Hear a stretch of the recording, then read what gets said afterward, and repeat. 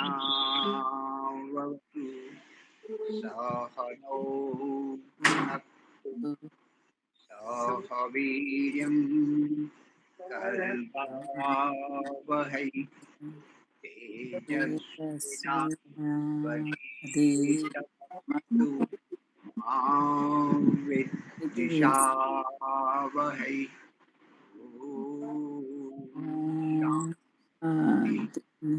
शांति शांति शांति। सादर नमस्ते जी।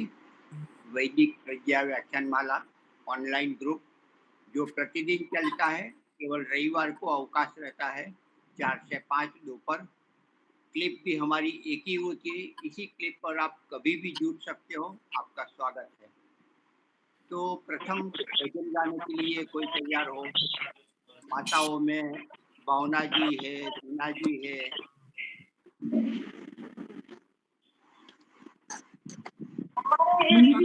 मुनि जी एक नंबर भेजा था अपने पतिदेव का, उसको उनको भी जोड़ देना।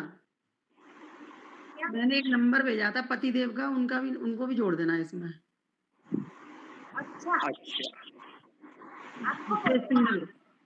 अच्छा तो आप फिर से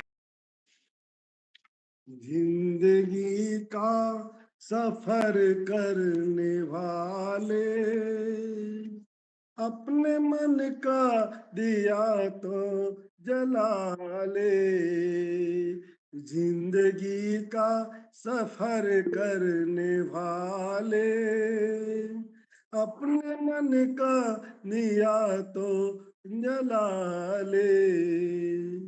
वक्त की धार ये कह रही है, कष्ट क्यों आत्मा सह रही है। वक्त की धार ये कह रही है, कष्ट क्यों आत्मा सह रही है।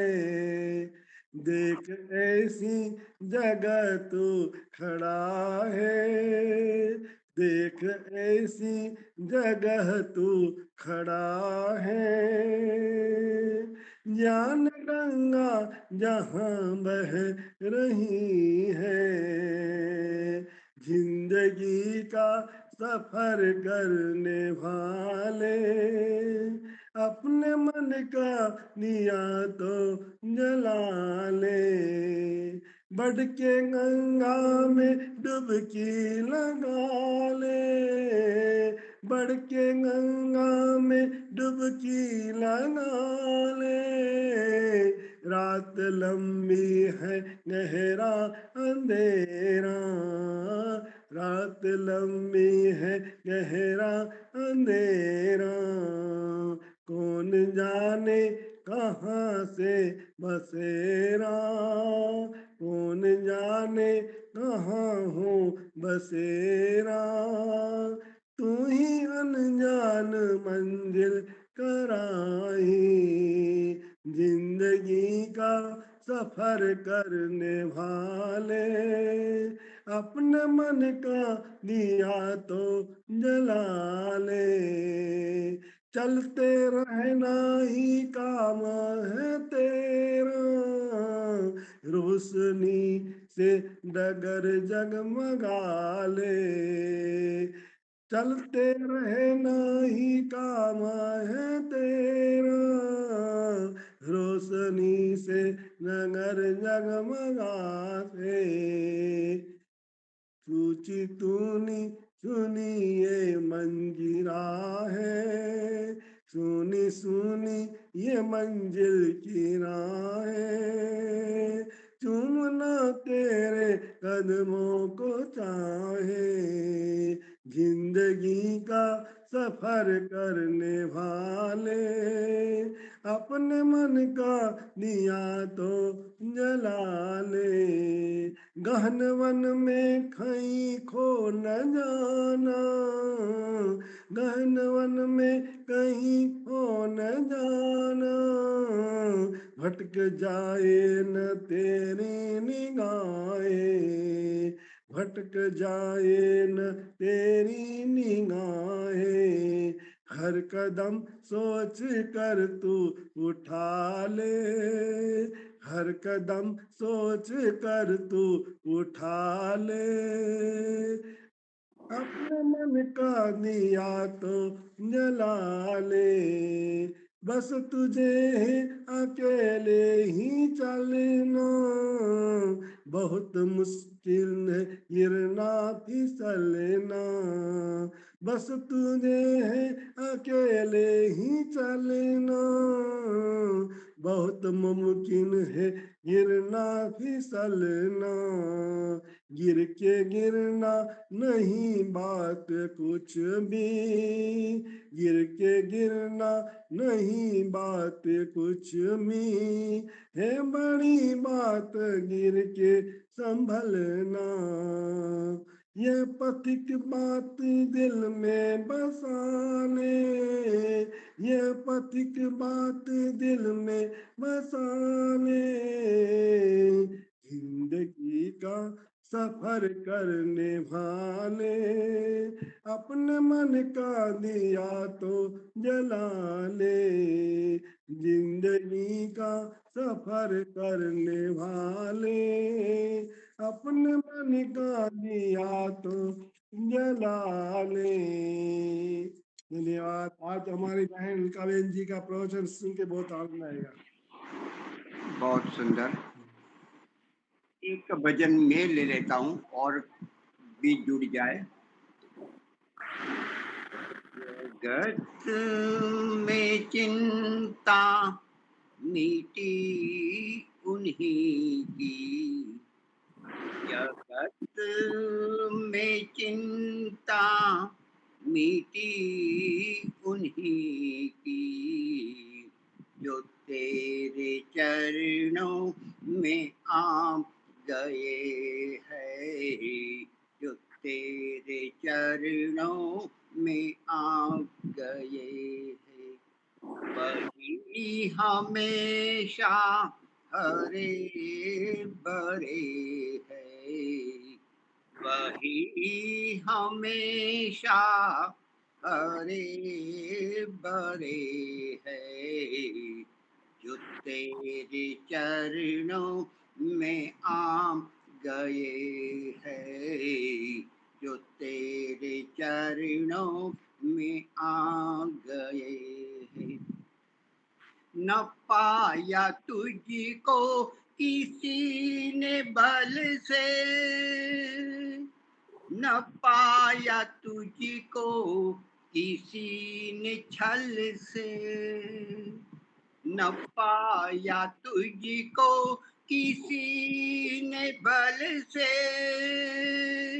न पाया तुझको किसी ने छल से, उन्हीं को दर्शन हुए है तेरे, उन्हीं को दर्शन हुए है तेरे, जो तेरे चरणों में आ गए हैं, जो तेरे चरणों में आ गए हैं।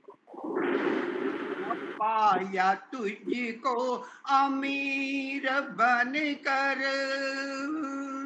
न पाया राजा वजीर बनकर, न पाया तुझको अमीर बनकर, न पाया राजा वजीर बनकर, वही परम पद को पा गए हैं, वही परम पद को पा गए हैं, जो तेरे चरणों में आ गए हैं, जो तेरे चरणों में आ गए हैं। जगत में चिंता मिटी उन्हीं की, जो तेरे चरणों में आ गए हैं, जो तेरे चरणों में आ गए हैं। किसी ने जग में करी भलाई, किसी ने जग में करी बुराई, किसी ने जग में करी भलाई, किसी ने जग में करी बुराई, वही सुमार्ग पर चल पड़े हैं, वही सुमार्ग पर चल पड़े हैं, जो तेरे चरणों में आ गए हैं, जो तेरे चरणों में आ गए हैं।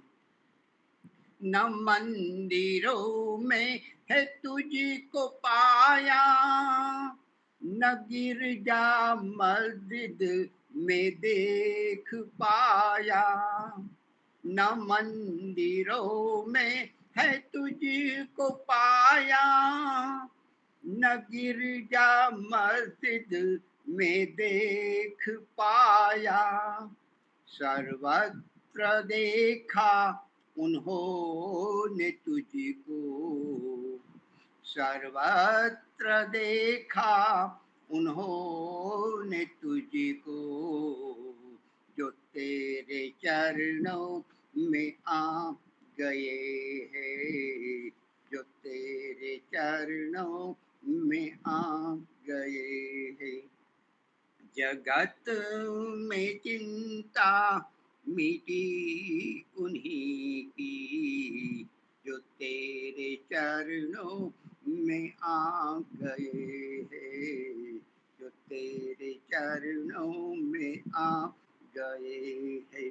वही हमेशा हरे भरे हैं, जो तेरे चरणों में आ गए हैं, जो तेरे चरणों में आ गए हैं। धन्यवाद। वाह वाह मुनि जी वाह, जी, बहुत तो अच्छा। आज के हमारे वक्ता है अलका बहन, तो वो प्रारंभ कर सकते हैं। जी, प्रारंभ कीजिए। आप सबको पूरा, साथ। हाँ, पूरा समय ले लीजिए आप। अच्छा, मेरी आवाज आ रही है? हाँ जी, आवाज आ रही है। योगे योगे तव स्मरणं, वाचे वाचे हवामहे, सखाय इन्द्रनूतये, सखाय इन्द्रनूतये। धर्म प्रेमी सज्जनों और श्रद्धामयी मातृशक्ति, हमारा आज का विषय है योग, जो कि हमारे जीवन का बहुत ही महत्वपूर्ण प्रक्रिया है, क्रिया है, जीवन शैली है, विधि है। तो मनुष्य स्वभाव है कि वो पहले लाभ देखता है कि मुझे क्या लाभ मिलता है, तब उस कार्य को करता है। तो योग से हमारे मनुष्य जीवन में क्या लाभ मिलता है, क्या उपलब्धि होती है, आज हम इस विषय पर प्रकाश पाड़ेंगे। तो ये जो आज पहले तो ईश्वर की असीम कृपा से और आप सबके आशीर्वाद से मुझे आपके समक्ष उपस्थित होने का जो सुअवसर प्राप्त हुआ है, ये बदल मैं आप सबकी बहुत बहुत आभारी हूँ। तो हम आज ये जानेंगे कि योग है क्या है, एक क्रिया है, विद्या है क्या है, और योग का स्वरूप क्या है, योग करने से क्या उपलब्धि मिलती है, और योग क्यों करना चाहिए। तो ये सब प्रश्न हमारे मन में उठते हैं, और जिसके अंदर योग में रुचि नहीं होती उसको भी ये पता नहीं कि योग से कितना लाभ होता है। तो पहला तो मैं आपको ये बताऊंगी कि महानुभावों, योग क्रिया वो ऐसी क्रिया है जिससे हमारा शरीर स्वस्थ, बलवान, निरोगी, दीर्घायु रहता है, और हमें इस शरीर को स्वस्थ रखने की क्या आवश्यकता है। तो ये जो दो मार्ग है, एक भोग मार्ग और एक योग मार्ग। तो भोग मार्ग और योग मार्ग दोनों में हमारा शरीर स्वस्थ होना खूब आवश्यक है, जरूरी है। क्योंकि भोग का भी हम भोग नहीं कर सके, ये सांसारिक विषयों का भोग नहीं कर सके जो हमारे शरीर स्वस्थ न हो। मानो कि हमारे पास अच्छे मकान है, गाड़ी है, बंगला है, पुत्र है, पुत्री है, सब सुख है, लेकिन हमारा शरीर स्वस्थ नहीं है, तो हम इनके साथ कैसे, इनसे कैसे सुख पा सकते। तो पहला तो ये है कि योग से हमें शारीरिक स्वास्थ्य मिलता है। तो कैसे मिलता है? तो वैसे तो ये शारीरिक आसन, व्यायाम, कसरत, सूर्य नमस्कार आदि जो कसरत है, तो वो योग के तीसरे अंग है, आसन। लेकिन मैंने यहाँ आपको पहले बताती हूँ। क्यों बताती हूँ? कि शरीर से ही हमारी यात्रा शुरू होती है, शरीर से ही हमारी योग की विधि, शैली, दिनचर्या शुरू होती है। इसीलिए शरीर को स्वस्थ रखना जरूरी है। तो पहले हमारे गुजराती में भी कहावत है और हिंदी में भी हम बोलते हैं कि पहला सुख ते जाते नरिया, पहला सुख निरोगी काया। तो इसलिए आसन, व्यायाम, आसन करने से हमारा शरीर स्वस्थ रहता है। कितना स्वस्थ रहता है? तो कि भाई अमुक सीमा तक, मानो कि 90, 80, 100 साल तक हम स्वस्थ रह सकते हैं आसन, व्यायाम, प्राणायाम करके। अब ये तो हुआ शरीर का रोगों को मिटाना। अब दूसरी बात ये है कि योग की क्रिया से हमारे जो मानसिक रोग है वो भी दूर हो सकते हैं। तो कैसे हमारे मानसिक रोग है? तो कि काम, क्रोध, लोभ, मोह, ईर्ष्या, द्वेष, प्रतिशोध, अहंकार, आलस्य, प्रमाद, ये सब मानसिक रोग है। ये प्रकृति के रोग है, सत्वगुण, रजोगुण, तमोगुण से आते हैं। तो ये रोग भी हम दूर कर सकते हैं। कैसे दूर कर सकते हैं? तो कि योग का जो चौथा अंग है, यम, नियम, आसन और प्राणायाम। प्राणायाम से हम अपने मानसिक रोगों को दूर कर सकते हैं। और प्राणायाम से क्या लाभ होता है? तो कि फिर प्राणायाम करने से हमारे जो ततक्षीयते प्रकाश आवरणम विवेक ख्याति पर्यंत, अर्थात जो प्राणायाम करने से हमारे अंदर जो अज्ञान है, अविद्या है, ये जो मानसिक रोग है, उसका क्षण क्षण, शने शने नष्ट होते जाते हैं। और हमारे जो विद्या का जो आवरण है, प्रकाश का जो आवरण है, अविद्या, अंधकार, ये दूर होते हैं। और कब तक दूर होते हैं? जब तक हमें विवेक ख्याति नहीं होती, तब तक हमें ज्ञान प्राप्ति होती रहती है, होती रहती है। ये प्राणायाम का लाभ है। अब देखो ये प्राणायाम का कितना बड़ा लाभ है। आज संसार में लोग किस तरह दुखी है। मेरे पास कुछ नहीं है, इनकी मुझे कोई परवाह नहीं है, इससे दुखी नहीं, लेकिन मेरे पड़ोस के पास, मेरे सगे संबंधी के पास मुझसे अधिक कुछ है, मेरे से योग्य लायकात वाले संतान है, मेरे से अधिक उसके पास कीर्ति है, तो हम उससे चलते हैं। ये हमारा मानसिक रोग है। तो ये मानसिक रोग बड़ी विशाल क्षेत्र में है। तो ये प्राणायाम करने से दूर होते हैं। और विवेक ख्याति होती है। अब विवेक ख्याति किसको बोलते हैं?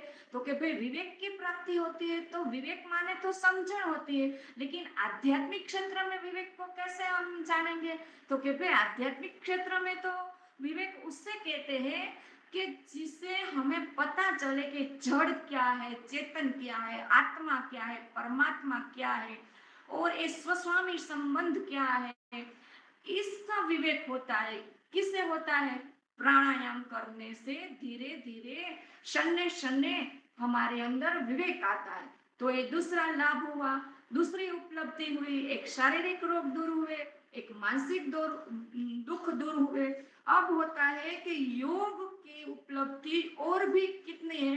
तो कभी दुखों को दूर करते हैं और स्थायी सुख की प्राप्ति करते हैं। एक तीसरी उपलब्धि में आपको बता रही। तो दुख को कैसे दूर करते हैं? आज संसार में लोग दुख की सत्ता को अधिक मानते ही नहीं। लोग समझते हैं कि मानो तो दुख, बाकी तो सुख ही है, मानो तो देव, बाकी पत्थर है। तो ऐसा नहीं है। संसार में सुख की सत्ता है, दुख की भी सत्ता है। तो दुख की सत्ता को हमें मानना पड़ेगा, तब हम उसके उपाय करेंगे। और हमारे आध्यात्म में तो 3 प्रकार के दुख बताए हैं, आदि दैविक, आदि भौतिक और आध्यात्मिक दुख। और भी दुख है, क्या दुख है? जन्म रूपी दुख, मरण रूपी दुख और रोग रूपी दुख, वृद्धावस्था रूपी दुख। तो ये 4 प्रकार के और भी दुख है। तो ये तो सिद्ध हो गया कि दुख की सत्ता है। और ये योग जो है वो हमें दुख को दूर करने में सहयोग होता है। मतलब कि दुख को दूर करने की ये विधि है, प्रक्रिया है, शैली है। यदि हम योग को अपनाएंगे तभी हम अपने दुखों को दूर करते हैं। और योग दर्शन में भी 4 प्रकार के दुख बताए हैं, परिणाम दुख, ताप दुख, गुण वृत्ति निरोध दुख, संस्कार दुख। तो ये 4 प्रकार के ये भी दुख बताए। और तो अनंत दुख है, संयोग का दुख, वियोग का दुख, ये भी तो जो बिछड़ जाते हैं, टूट जाते हैं, गिर जाते हैं, इन सब का तो दुख वियोग होता ही होता है। तो ये सब हमारे हमसे विवेक आ जाने के बाद हम दुख की सत्ता का अनुभव करते हुए भी हमको ये विवेक आता है कि संसार के पदार्थ जो है वो क्षणिक सुख देने वाला है, नित्य सुख देने वाला नहीं है। और इनके साथ हमारा संबंध कभी न कभी छूटने वाला है। और हमारा संबंध ईश्वर के साथ नित्य है, पहले भी था, आज भी है और आगे भी है। तो ये योग जो है हमें स्थायी सुख की प्राप्ति कैसे कराएंगे? तो कैसे? समाधि में। और ये जो अष्टांग योग का पालन करने से हमें संपूर्ण दुख की निवृत्ति होती है, हमारे दुख की, और स्थायी सुख को हमको मिलता है। अब ये है कि भाई पहले दुख की निवृत्ति करने का उपाय क्या है? तो कि भाई पहले तो हमें यम नियम का पालन करना पड़ेगा। हमने आपको पहले तीसरा अंग बताया, आसन। अब हम आपको फिर पहले अंग में आते हैं। क्यों? क्योंकि तीसरा अंग बताना पहले जरूरी था। आजकल तो लोग इस कसरत को ही योग मानते हैं। अभी हमारे 21 जून को ये विश्व योग दिन निमित्त हम लोग मनाएंगे। हमारे जो यशस्वी प्रधानमंत्री है उसने वो विश्व में योग दिन स्थापित किया है 21 जून को। ये हमारे लिए भी गौरव की बात है, प्रसन्नता की बात है। लेकिन हमारे जो प्राचीन संस्कृति है, हमारे वैदिक सत्य सनातन धर्म है, उसमें क्या कसरत ही योग है? तो जवाब मिलता है नहीं, कसरत तो योग नहीं है। कसरत तो सिर्फ एक साधन रूप में हमें अपनाना चाहिए। आसन, व्यायाम, सूर्य नमस्कार, ये सब हमको शरीर को स्वस्थ रखने के लिए अपनाना चाहिए। ये संपूर्ण योग नहीं है। और योगासन भी अलग है। तो ये यम नियम आसन, ये तीसरा हुआ। तो यम नियम का पालन करना पड़ेगा हमको। तो भाई यम नियम क्या है? हम अधिकांश दुखों से कैसे छूट सके? अधिकांश दुखों से तो इस जन्म में हमें अधिक दुख देने वाले पदार्थ है, व्यक्ति है, उससे हम कैसे कम दुख पाए? तो कि भाई यम नियम का पालन करके। यम जो है वो हमारी आत्मा के साथ हमें कैसा व्यवहार करना चाहिए वो सिखाता है। और जो नियम है वो हमसे भिन्न आत्मा है, उसके साथ हमें कैसा व्यवहार करना चाहिए वो सिखाता है। तो इससे हमारा दुख दूर होता है। जब हमें विद्या प्राप्त होती है, हमें ज्ञान प्राप्त होता है और हम आचरण में लाने लगते हैं, तो हम अधिकांश दुख से छूट जाते हैं। ये यम नियम तो हम सबको पता ही है, इसलिए मैं डीप में नहीं जाऊंगी। तो मैं ये तीसरा जो है दुखों को दूर करने और स्थायी सुख की प्राप्ति के लिए योग एक विधि है, शैली है और हमारे जीवन में उपयोगी है।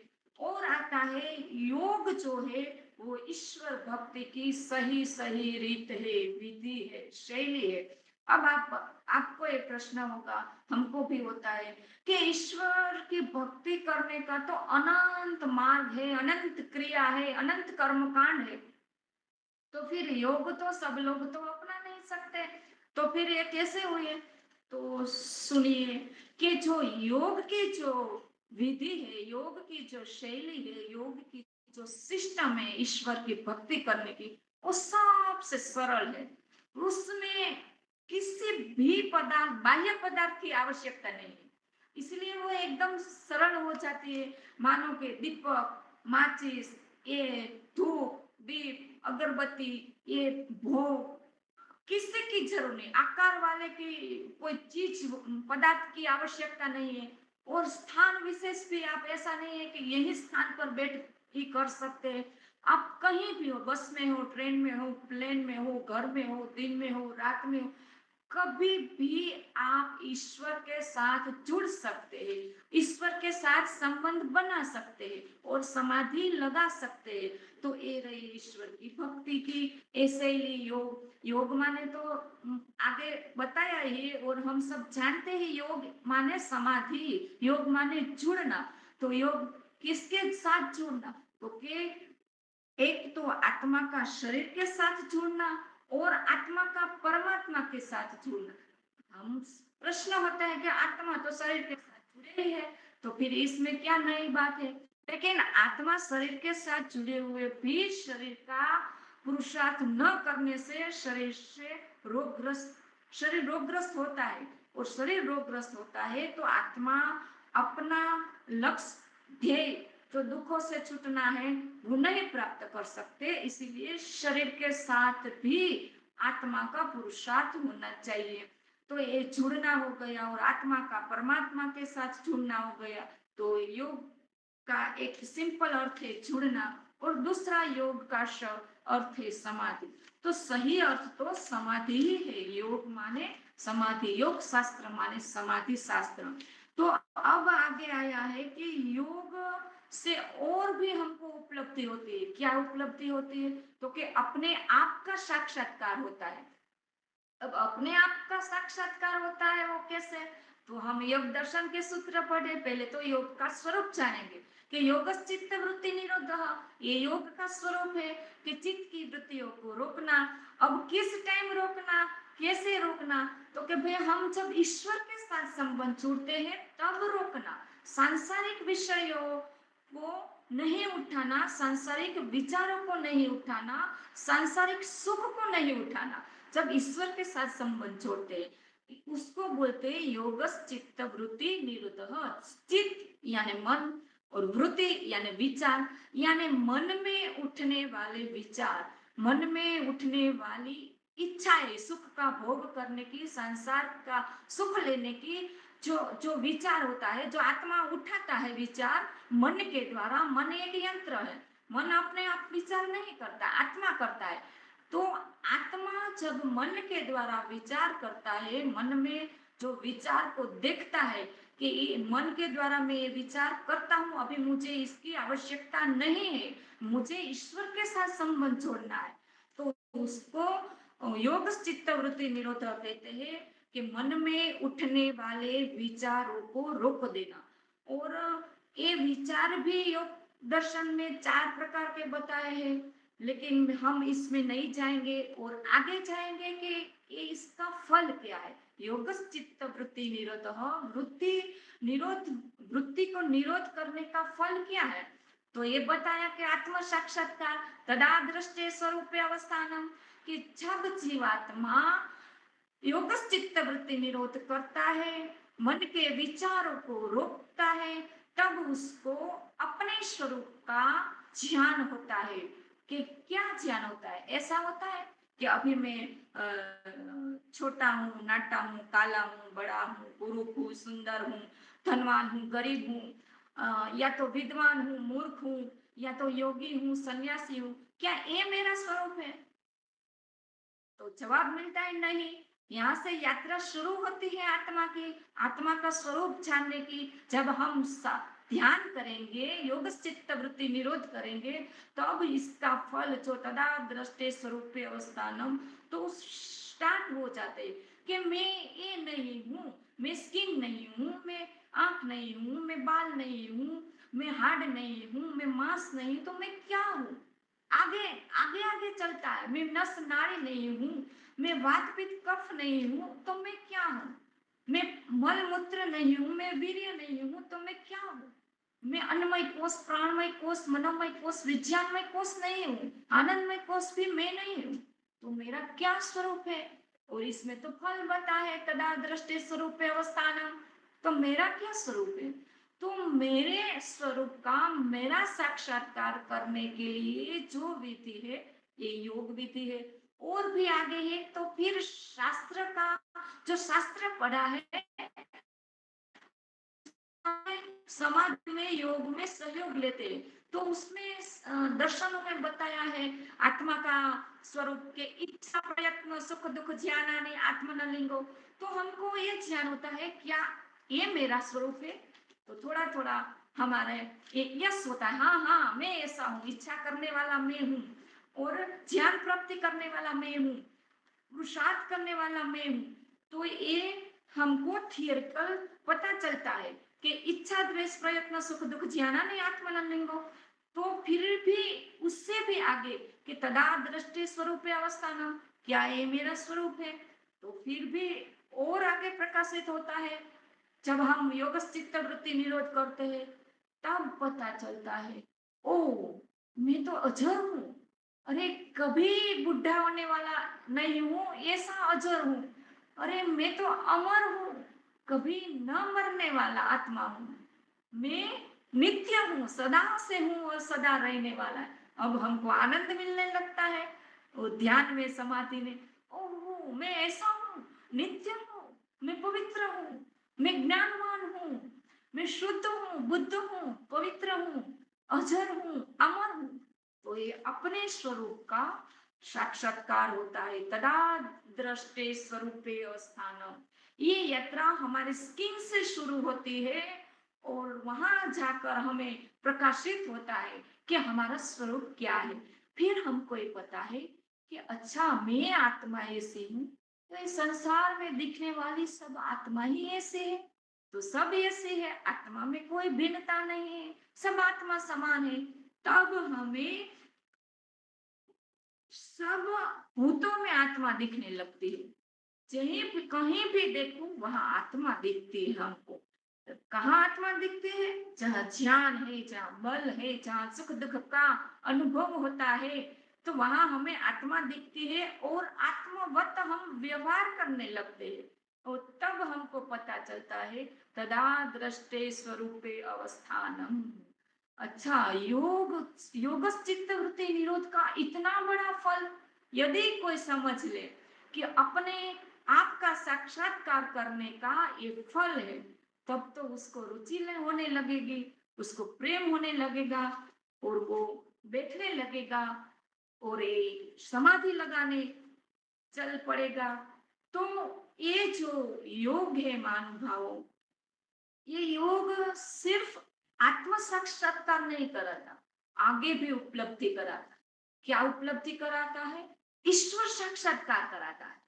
अब समाधि में जो अवस्था है यम नियम आसन, ये जो यम नियम और आसन हमने लगाया, तो पहले तो आसन का दो विभाग हमने आपको बताया। एक तो बताया कसरत वाला और दूसरा ध्यान समाधि, जिसको स्वस्तिक आसन, सुखासन, पद्मासन, वज्रासन, इस आसन में बैठकर स्थिर सुखनम आसनम, जिस अवस्था में हम स्थिर पूर्वक बैठ सकते हैं उसको आसन कहते हैं। और महानुभाव आसन से क्या लाभ होता है? तो ये भी बहुत ही अच्छा लगता है। आसन से, आसन की सिद्धि होने से क्या होता है? परम परमात्मा में एकाग्र होते होते हैं हम, और द्वंद्वों को सहन करने की शक्ति मिलती है आसन की सिद्धि करने से। इसलिए हमें आसन की भी सिद्धि करनी चाहिए। 15 मिनट 20 मिनट आसन का अभ्यास करना चाहिए, तब जाके हम द्वंद्व को सहन करेंगे। ठंडी गर्मी मान अपमान ऐसे द्वंद्वों को सहन करने की हमारे अंदर शक्ति आती है। और प्राणायाम की भी हमने वो मानसिक रोगों को दूर करने और विवेक ख्याति प्राप्ति तक वो प्राणायाम से लाभ होता है। और प्रत्याहार हम आते हैं, सब इंद्रियों को अंतर्मुखी बनाते हैं और प्रत्याहार के बाद हम आते हैं धारणा ऊपर कि देश बंधस चित्त धारणा, कि हम जो हमारे मन है, हमारे चित्त है, उसको हमें शरीर में कहीं भी एक स्थान पर टिकाना है। क्यों टिकाना है? क्योंकि मन की गति तो पवन से भी अधिक है, तीव्र है, इसलिए उसको बांधना पड़ेगा एक स्थान पर। जैसे कोई तूफानी पशु होते हैं और हम उसको एक खिल्ले के साथ बांध देते हैं और इसका एरिया निश्चित कर देते हैं कि इससे आगे वो नहीं जा सकते। इसी तरह हमें मन को टिकाने के लिए धारणा का सहयोग लेना पड़ता है। वो धारणा हमारे जो 8 चक्र है, ये आज्ञा चक्र है, नाभि है, कंठ है, हृदय है, मस्तिष्क है, उसमें कहीं भी स्थान पर हम अपने वो मन को वहां स्थिर कर सकते हैं। क्यों स्थिर करते हैं? क्योंकि हमें ईश्वर साक्षात्कार और अपना साक्षात्कार करना है और संपूर्ण दुख से छूटना है और पूर्ण स्थायी सुख की प्राप्ति करना है। इसीलिए हम धारणा बनाते हैं और नए साधक जो होते हैं हम जैसे, वो पहली बार आज्ञा चक्र में अपने धारणा बनाते हैं। फिर आता है ध्यान। तो अब ध्यान आता है तो कि धारणा के बाद ध्यान किसको कहते हैं? तो कि धारणा बनाने के बाद जो एक तत्व का अभ्यास करते, खोज करते, ध्यान को बोलते हैं खोज, जिसकी हमें आवश्यकता है, जिसकी हमें प्राप्ति है, उसकी खोज करना, उसे ध्यान कर कहते हैं। तो एक ध्यान में अंदर हमारा संघर्ष चलता है। क्या संघर्ष चलता है? कि चित्त वृत्ति निरोध करना, इंद्रियों का व्यापार बंद कर देना और एक तत्व ईश्वर में चित्त लगाना। और ये भी हमें योग दर्शन में सिखाया जाता है कि तस्य वाचक प्रणव, जब आप प्रत्याहार कर लो तब उस परम पिता परमात्मा का मुख्य निज नाम ओम है, उसका आप जप करो। अब ये जप भी सिखाते हैं कि जप कैसे करना चाहिए। तो अर्थ सहित करना चाहिए, श्रद्धा पूर्वक करना चाहिए, सत्कार पूर्वक करना चाहिए, बारंबार करना चाहिए, निरंतर करना चाहिए, तब हमें लाभ मिलता है। एक तत्व ईश्वर तत्व में हमें गोथा लगाना है। अब आती है समाधि। तो कि समाधि का क्या लाभ है? तो जब हम अष्टांग योग की प्रक्रिया को धीरे धीरे शन्य शन्य ईश्वर की आज्ञा का पालन करते हुए, अपनी दिनचर्या निश्चित करते हुए, रोज ध्यान का अभ्यास करते हुए जब समाधि हमको लगती है, तब हमें ईश्वर अपने आप अपना स्वरूप प्रकाशित कर देते हैं समाधि में और हम अपने स्वरूप से शून्य हो जाते, यानी हमें अपने स्वरूप का कुछ पता नहीं चलता। मैं जैसे मैंने कहा ना, मैं काला हूँ, गोला हूँ, ये हमको पता नहीं चलता और भी हमें ये पता नहीं चलता किस स्थान में। बस इतना पता चलता है कि मैं आनंद स्वरूप ईश्वर के अंदर आनंदमय हो गया हूँ। जैसे अग्नि की भट्ठी है और लोहे के गोले है, और अग्नि की भट्ठी में लोहे के गोले को डालो तो वो अग्निमय हो जाता है। पहचानना मुश्किल है कि लोहे कौन से है और अग्नि कहाँ है, तो वो अग्निमय बन जाता है। ऐसे ही जीवात्मा आनंद स्वरूप बन जाता है, आनंदमय बन जाता है, ज्ञानवान बन जाता है। इस समाधि का फल है। तो अब ये हमने योग का जो स्वरूप है, योग का जो लाभ है, वो हमने जाना। अब आता है ईश्वर साक्षात्कार। लेकिन ईश्वर साक्षात्कार समाधि से पहले हमें ईश्वर के सच्चे स्वरूप को जानना पड़ेगा। ईश्वर के साथ कैसे संबंध जोड़े वो सीखना पड़ेगा।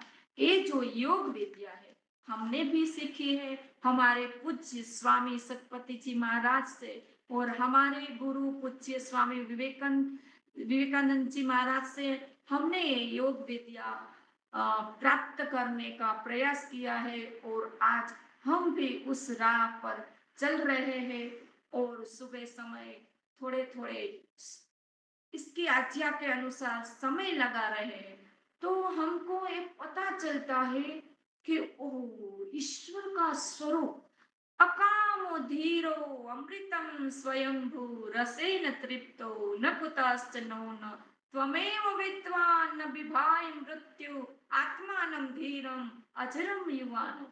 ये समाधि में ईश्वर कैसा है तो क्या अकामो है, और हम जो क्या है कामना करते हैं।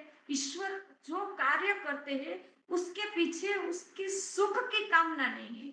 ईश्वर ने जो ये संसार बनाया वो जीवों के कल्याण के लिए बनाया, जीवों को मोक्ष सुख प्रदान करने के लिए बनाया, जीवों को इस संसार के पदार्थ के सुख को प्राप्त कराने के लिए बनाया।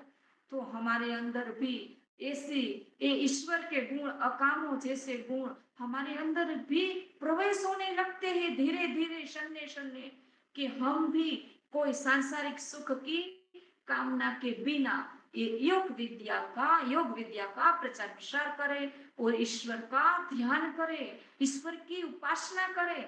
और भी ईश्वर कैसा है योग दर्शन में बताया है। पहले तो ईश्वर तत्व को जानना पड़ेगा।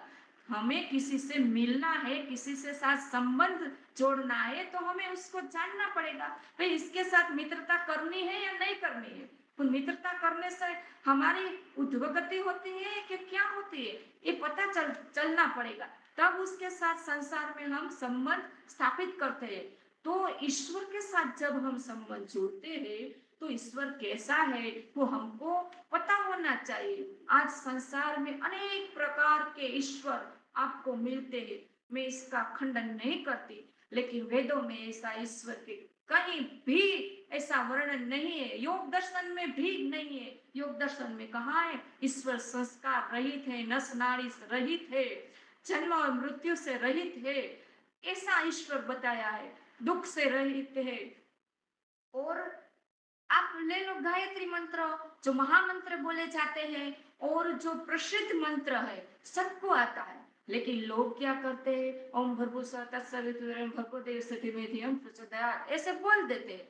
तो ऐसे बोलने से हम पर कोई प्रभाव नहीं पड़ेगा, हमारे ऊपर इसके गुण का कोई असर नहीं होगा। क्यों? क्योंकि वो हमारे जो गुजराती में एक अखापगत हो गए, मुझे याद आते क्या करते हैं, तिलक करते हैं 53 वया जपमाला ना नाका गया तीर्थ फरी फरी थाक्या चरण तोय ना पहुंचा हरि ने शरण। ऐसे आप 108 1000 माला कर लो फिर भी आप दुख से छूट नहीं पाएंगे, सुख की प्राप्ति नहीं कर पाएंगे, मोक्ष प्राप्त नहीं होगा। क्यों? क्योंकि विधि गलत है, जिसके साथ संबंध स्थापित करना है उसको इसका स्वरूप हमको पता नहीं है। तो अब आप सुन लो कि गायत्री मंत्र से ईश्वर के साथ कैसे संबंध स्थापित, तो बोलते जो ध्यान करते हैं, ध्यान से हमारा ये ध्यान शुरू होता है। लोग कहते हैं मेरे को ध्यान नहीं लगता, कहीं कहीं मेरी फ्रेंड हो वो भी बोलती है मेरे को ध्यान नहीं लगता, तो मैं उसको सिखाती बहुत खुश होती है। कभी कभी ऐसे सत्संग हो जाते हैं तो बोले ओहो अब तो आधा घंटे निकल गया। तो एक बार गायत्री मंत्र अर्थ के सहित, भाव के सहित, श्रद्धा के सहित गायत्री मंत्र का आश्रय लेकर यदि आप ईश्वर के साथ संबंध जोड़ेंगे तो निश्चित रूपेण आपको ध्यान लगेगा, कहीं सांसारिक विषयों में ध्यान नहीं लगेगा। जैसे ओम हे ईश्वर आप सर्व रक्षक है, आप हमारे माता पिता गुरु आचार्य राजा है, हमें उसके साथ संबंध स्थापित करना है और वास्तव में हमको स्वीकारना है कि ईश्वर हमारी माता है, हमारी जो जन्म देने वाली माता है वो तब हमारा कल्याण कर सकती है जब ईश्वर बुद्धि दी, ईश्वर ने उसे आंख दी है, ईश्वर ने उसे हाथ पैर दिए, तब हमारा कल्याण कर सकते हैं। ईश्वर के कृपा के बिना हमारी जन्मदात्री भी हमारा कल्याण नहीं कर सकती। तो इसी वजह से ईश्वर हमारे माँ की भी माँ है, गुरुओं के भी गुरु है, पिताओं के भी पिता है और मित्र है ईश्वर। ऐसे ईश्वर के साथ संबंध जोड़ने से, और भू हे ईश्वर आप हमारे प्राण के भी प्राण हैं। और वेद मंत्र के आधार पर हम ये भी बोल सकते हैं त्वम ही माता शतक्रतो त्वम पिता बभूवित। तो ये भी प्रमाण है कि वेद भी हमें सिखाते हैं कि ईश्वर को अपने माता पिता मानो और इसका आदेश का पालन करो। जितने जितने अंश में हम ईश्वर के आदेश का पालन करेंगे, जितने जितने अंश में हम यम नियम का आचरण करेंगे, उतने उतने अपने अंश में हम सुख की प्राप्ति होगी, दुख की निवृत्ति होगी। तो भू यानी प्राणों के प्राण, हे ईश्वर आप हमारे प्राणों के प्राण हैं। ये आपको समाधि से पहले ध्यान करना सिखाती हूँ। आप प्राणों के प्राण हैं। अब हमारे प्राणों के प्राण कैसे? हमारे अंदर प्राण यानी 5 प्राण हैं। प्राण, अपान, व्यान, उदान, समान और भी 5 पेटा प्राण है। इस सब ये जो आंख पलकती है वो प्राण के हिसाब से, फेफड़ा संकुचन विस्तरण करता है वो प्राण के से कारण, वो हमारा हृदय धबकता है प्राण से कारण, हमारे जो वायु छूटते हैं वो प्राण से कारण, श्वास लेते हैं प्राण से। तो ये हमारे प्राणों के प्राण है। ये परमेश्वर आप हमारे प्राणों के प्राण है। आप दुख विनाशक है। हे ओम प्यारे प्रभु आप हमारे दुखों को दूर करने वाले हैं। कैसे दुखों को दूर करते हैं? कि हम कोई भी अशुभ कर्म करते हैं तो हमारी आत्मा में आप भय, लज्जा, शर्म, शंका उत्पन्न करके पहले ही हमारे दुखों का निवारण कर देते हैं। लेकिन हम आंख आड़ा कान, बेदरकारी होकर, अनजान होकर फिर उस काम को कर लेते हैं और फिर दुख को भोगते हैं। लेकिन आप तो पहले से हमारे आत्मा में दुखों को दूर कर देते हैं और ये भय, लज्जा, शर्म, शंका उत्पन्न करके। तो आप हमारे दुखों को दूर करने वाले स्वः आप सुख प्रदाता है। हे परमेश्वर आप हमको सुख देने वाले हैं। आप वरेण्यम है, वर्ण करने योग्य, भक्ति करने योग्य, उपासना करने योग्य है। हे ईश्वर आप भरगो है, पापों से, क्लेशों से, दोषों से रहित शुद्ध स्वरूप है। प्रभु देव आप हमारे दोषों को दूर कर दीजिए और देवस्य दिव्य गुणों से युक्त है। आपके अंदर ज्ञान है, बल है, आनंद है, दया है, परोपकार है, पराक्रम है, नित्यता है, आपके अंदर प्रसन्नता है। हे ईश्वर मैं आपका ध्यान करती हूँ, आपको धारण करती हूँ। आइए आप हमारे हृदय में यथावत प्रकट हो जाए प्रभु और आप हमारे संपूर्ण दुर्गुण, दुर्व्यसन, दुखों को दूर कीजिए और सद्गुण, सद्व्यवहार, सुखों को स्थापित कीजिए। यदि हम इस तरह हम बैठते हैं ईश्वर के गोद में, ईश्वर के सानिध्य में, सिर्फ मैं और ईश्वर, कोई न ऐसा समय ढूंढ ले। और हमारे स्वामी सतगुरु जी कहते हैं वेद मंत्रों से, तटे जति तंडे जति तक दूरे तदहंति के तटंतरस सर्वस्य सर्वस्यात बाहित। ईश्वर दूर से दूर है, सूर्य आदि लोक लोकांतर में है और नजदीक के नजदीक अंतरात्मा में है। इसलिए बाहर जाने की, मंदिर, मस्जिद, गुरुद्वार में जाने की कहीं जरूरत नहीं है। हमारे अंदर हृदय रूपी गुफा में बैठा है, हमें वहां मिलना है।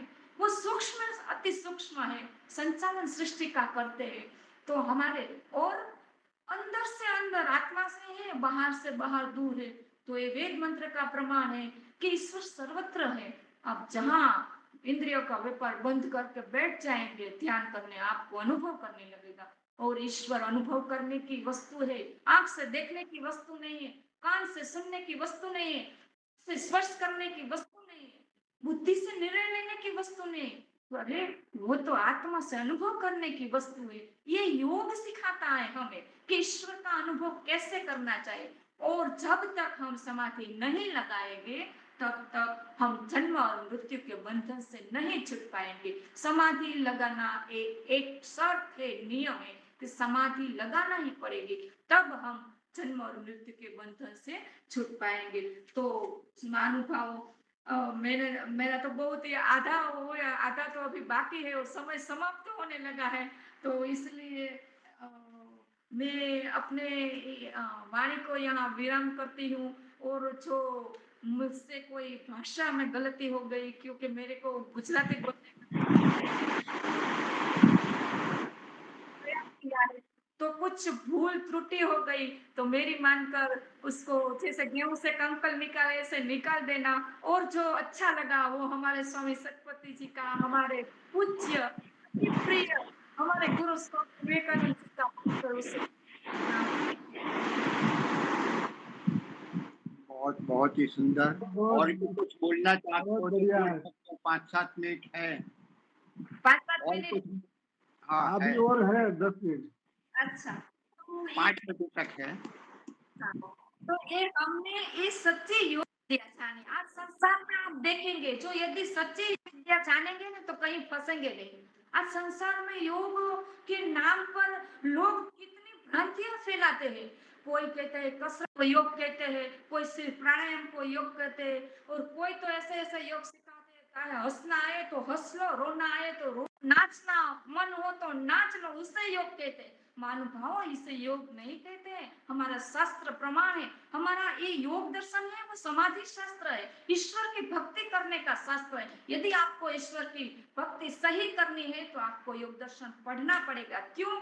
क्योंकि संसार में हम देखते हैं कि जो वकील बनते हैं उसको लॉ पढ़ना पड़ता है, जो डॉक्टर बनते हैं उसको मेडिकल साइंस पढ़ना पड़ता है। ऐसे ही जिसको ईश्वर भक्त बनना है, जिसको ईश्वर की भक्ति करना है, जिसको जन्म और मृत्यु के बंधन से छूटना है, जिसको ईश्वर के परम आनंद का अनुभव करना है, उसको योग दर्शन आज नहीं तो कल, कल नहीं तो परसों, इस जन्म में नहीं तो दूसरे जन्म में पढ़ना ही पड़ेगा, तब हम दुखों से छूटेंगे। और ये वेदाहमेतम पुरुषम महांतम आदित्य वर्णम तमस परास्त त्वमेव विदित्वाति मृत्यु मेता नान्य पंथा विद्यते। बीचो दूसरा कोई मार्ग नहीं है योग के सिवा। ईश्वर के अनुभव करना, ईश्वर का साक्षात्कार करना, अपने आप का साक्षात्कार करना, यही मार्ग है और कोई मार्ग नहीं। इसलिए नहीं कि मैं योग मार्ग पर हूँ इसलिए आपको बताती हूँ, लेकिन मैं संसार में देखती हूँ, जाती हूँ, शिविरों में जाती हूँ। मैं विपश्यना में गई, मैं ब्रह्मा कुमारी में गई, मैं नम्र मुनि के शिविर में गई, और मैं ये वैदिक सत्य सनातन हमारे जो महर्षि देव दयानंद सरस्वती द्वारा जो पद्धति बताई है वो संपूर्ण विधि उसमें होती है, कहीं न कहीं कोई विधि नहीं। जैसे कि विपश्यना में बोलते हैं सर्वे मानव सबका कल्याण हो, हम बोलते हैं सर्वे भवन्तु सुखिनो, सर्वे भवन्तु सुखिनो कैसे हो? जब ब्रह्म यज्ञ करेंगे, समाधि लगाएंगे, जब सारे संसार का कल्याण करने के लिए यज्ञ करेंगे, जब हम माता पिता की सेवा करेंगे, जब हम नकली दूध को दूर करने के लिए गौशाला करेंगे, तब तो हम संपूर्ण संसार को सुखी करेंगे। सिर्फ कहीं फूक मारने से संपूर्ण संसार सुखी नहीं होगा, ना तो अपना खुद का कल्याण होगा, क्योंकि आपको अकामो बनकर संसार का कल्याण करना पड़ेगा, यज्ञ करना पड़ेगा, गौशाला का वो निर्माण करना पड़ेगा, और गुरुकुल शिक्षा प्रणाली स्थापित करने पड़ेगी, तब पूरे संसार का कल्याण होगा। और हमें निस्वार्थ भाव होकर लोगों को योग बताना पड़ेगा। और लोग बोलते हैं आप तो नास्तिक, इसका खंडन करते, इसका खंडन करते, इसका खंडन करते। अभी मैंने एक प्रवचन उसमें कहा है अधिक मास में लोग मिट्टी की पुतली बनाकर उसको पूजते हैं और फिर फेंकते हैं पानी में, और पानी को भी दूषित करते हैं। क्या वो अहिंसा परम धर्म सिद्ध होता है? या पानी में, जल में जो रहते हैं हमारे, जो वैसे तो हमारे भाई बहन ही बोलते हैं, हम भी कभी कभी उस योनि में गए होंगे, तो ये रहने लायक तो नहीं है, तो वो भी मर जाते हैं पानी में बहाने से। तो ये तो अहिंसा परम धर्म सिद्ध नहीं हुआ। तो ऐसे मूर्ति बनाकर पानी में डालना, कहीं वेद में नहीं लिखा। वेद में लिखा न तस्य प्रतिमा अस्ति, उस परम पिता परमात्मा की प्रतिमा कहीं हो ही नहीं सकती। और क्या है, प्रभु दूर नहीं है पास सदा, हृदय में समाये रहते हैं, ज्ञान की दृष्टि से देखो, जगत में समाये रहते हैं। वह विषय नहीं है वाणी का, जो वाणी द्वारा प्रकट करे, वह विषय हमारी आत्मा का, और घट में समाये रहते हैं। वह सूक्ष्म से अति सूक्ष्म है, संचालन करते सृष्टि का, वह न्याय नियंता कर्मों के, फल दे कर के ही रहते। इसलिए योग दर्शन कर्म पर भी जोर देता है, और हमें अपने कर्म को सुधारना चाहिए। वो कर्म तब सुधरता है हमारे पास शुद्ध ज्ञान हो, तब शुद्ध ज्ञान हो तो शुद्ध कर्म हो तो शुद्ध उपासना होती है। हाँ जी, एक हमारे बहन हंसा बहन कुछ पूछना चाहते हैं, हाथ उठाया है, प्रश्न पूछो। हंसा भाभी, आप पूछना चाहते हो तो पूछिए, आपका माइक खोलिए। वो मनसुख भाई को बताओ वो माइक खोल दे। नहीं वो ऐसे ही वो अच्छा, गलती से हो वो गया। हमारे रिश्ते में हमारी चाची लगती है, चाची। चलो बहुत बढ़िया। तो हाँ भाई, गणेश भाई अच्छा। पाटन से। नमस्ते माता जी। और नमस्ते माता जी। जी जी नमस्ते जी। मेरे एक शंका है हाँ जी। कि वेदों में ईश्वर ने यो कहा है कि मेरी उपासना कीजिए, कोई जगह पे हाँ।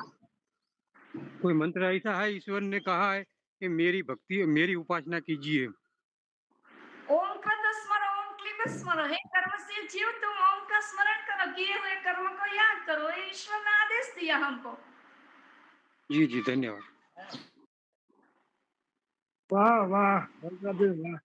चलो बहुत ही बढ़िया। आप तो सौजन्यशील है, वक्ता भी है, बोलते हैं, उत्साह से अंदर भरा हुआ है। बस हम आपको समझ देते जाएंगे।